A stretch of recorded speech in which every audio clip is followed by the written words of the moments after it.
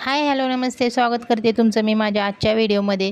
माझ्या नवऱ्याची कहाणी, लहानपणापासूनची कहाणी मी तुमच्यासोबत शेअर करत आहे. पाठीमागचा व्हिडिओ जर तुम्ही पाहिला असेल तर त्या त्या त्या कहाणीचा पुढचा व्हिडिओ आज मी तुमच्यासोबत शेअर करत आहे.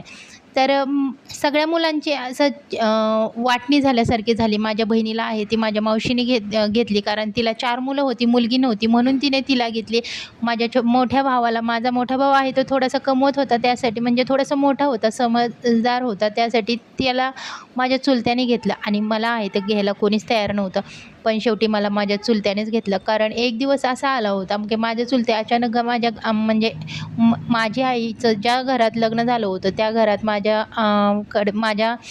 कडे माझे चुलते आले होते आणि त्याच वेळेस मला माझ्या सावत्र बापाने मारत होते म्हणजे ते असं मारत होते की मी जेवण करत होतो. मी खूप लहान होतो, मला तर ह्यातलं काही आठवत नाही आहे. पण माझी चुलती आहे ती मला सांगत होती, सांगितलेली ही सगळी कहाणी आहे चुलत्याने आणि चुलतीने. तर मी लहान होतो आणि मला जेवायला दिलं होतं. जेवायला म्हणजे काय, असं काही पंचपक्वान्नाचं जेवण नव्हतं देत ते. जे घरात बनलेलं आहे तेच देत होते माझ्यासाठी. मी लहान आहे आणि माझ्यासाठी काहीतरी स्पेशल बनवत आहे असं अजिबात नाही. आजकालच्या लेकरांना कसं स्पेशल काहीतरी बनवलं जातं, घरातलं जेवण ते करत नाही. त्यांच्यासाठी काहीतरी तसं काहीच नव्हतं. मी लहान होतो तरी जे घरात बनलेलं आहे तेच बनवत होतं, मग खात होतं. त्या घरात लहान मूल नव्हतं, मी एकटाच होतो. तरीसुद्धा मला माझे सावत्र वडील आहे ते खूप मारायचे.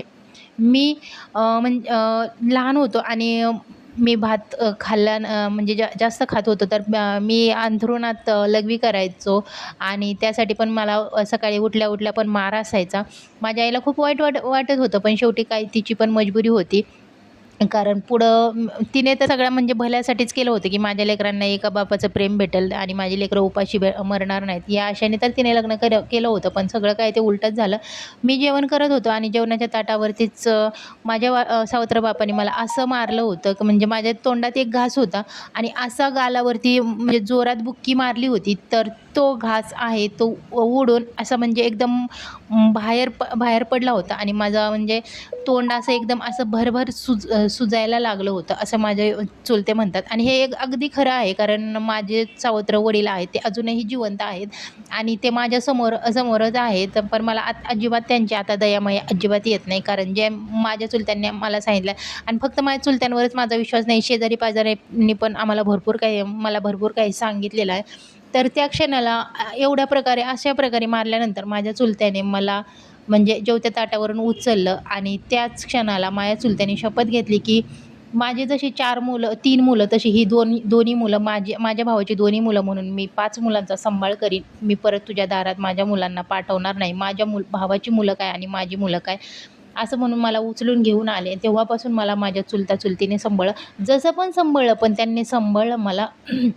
म्हणजे असं नाही की मला त्यांनी उपाशी मारलं, हाणमार केली, अजिबात नाही आहे. मला म्हणजे कशाची कमी भासून दिलं नाही. म्हणजे जेव्हा त्यांच्या मुलांना जे होतं ते मला होतं. पण कसं आहे, शेवटी फरक तर असतो. त्यांच्या मुलांचं शिक्षण केलं त्यांनी आणि आम्हा दोघा भावांचं शिक्षण केलं नाही. आज माझा भाऊ नाही आहे जिवंत, पण मी आहे.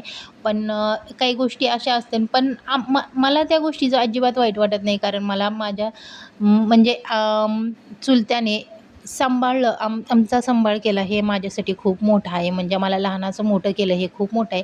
आत्ता जरी मी गेलो गावाकडे तरी पण मी माझ्या चुलत्याच्याच घरी जातो. म्हणजे जसं पण असेल ते माझं स्वतःचं घर आहे. मी जिथं लहानाचं मोठं झालेलो आहे ते माझं घर आहे. असं तर मला वाटतं. जोपर्यंत माझा चुलता-चुलती आहेत, म्हणजे चुलता तर आता वारला माझा, पाठीमागच्या महिन्यात तो वारला, म्हणजे आता 40वा झाला. तुम्ही पाठीमागच्या व्हिडिओमध्ये नक्की पाहिला असेल.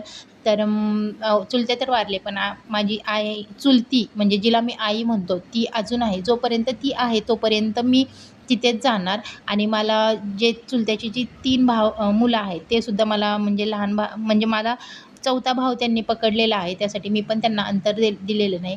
तर असा होता माझा आजचा व्हिडिओ. तुम्हाला माझी पुढची कहाणी ऐकायची असेल तर माझ्या चॅनलला सबस्क्राईब करून ठेवा. माझी पूर्ण कहाणी तुम्ही शेवटपर्यंत नक्की ऐका. कारण एक पार्ट करून मी तुम्हाला माझी कहाणी आहे ते सांगत आहे. आज माझं लग्न पण झालेलं आहे. मला एक मुलगी आहे. माझी सोन्यासारखी बायको पण आहे. तर